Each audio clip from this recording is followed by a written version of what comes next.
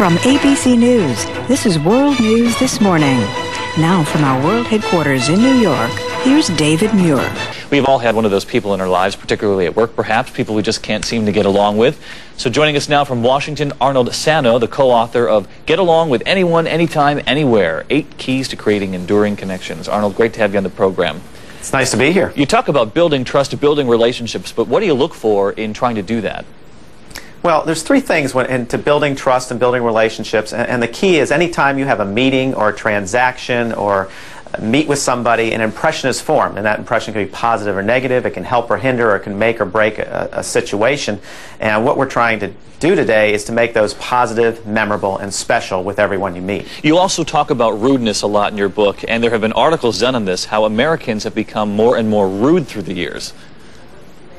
That's true, and what happens is a lot of us don't even know if we're rude. There was a study done by the University of North Carolina that had asked 1,601 people, is there rudeness, is there incivility in the workplace, is there poor communication in the workplace, and 89% said yes, but when they asked those same people, are you rude, you know, those same people said 99% said no, it's not me. So the question is, who's doing these types of things? And many people don't realize they're sending off lots of messages with their body language.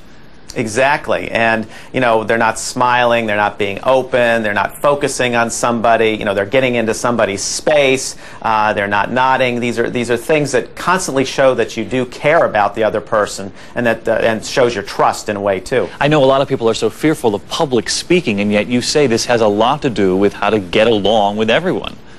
Exactly. People who speak better, people who speak well, are seen as smarter, more intelligent, more competent, more humorous, and people trust them more. So, you know, when you watch people, you know, whether on TV or in person, the trust comes through based on their speaking ability. And then you talk about soft skills. What are these skills all about? Well, soft skills are, there's a statistic was done by Harvard and Stanford University that said only 15% of your success in life will be by your technical skills, and 85% will be your social, your communication, your emotional intelligence, your ability to get along. And you've got to be technically competent at what you do with your work, but if you want to persuade people, if you want to motivate people, if you want to influence people, if you want to build cooperation, you've got to have those soft skills. We're talking about the communication skills that are important. Well, thank you very much. Some powerful information this morning, Arnold Sano, the business author of Get Along with Anyone, Anytime, Anywhere.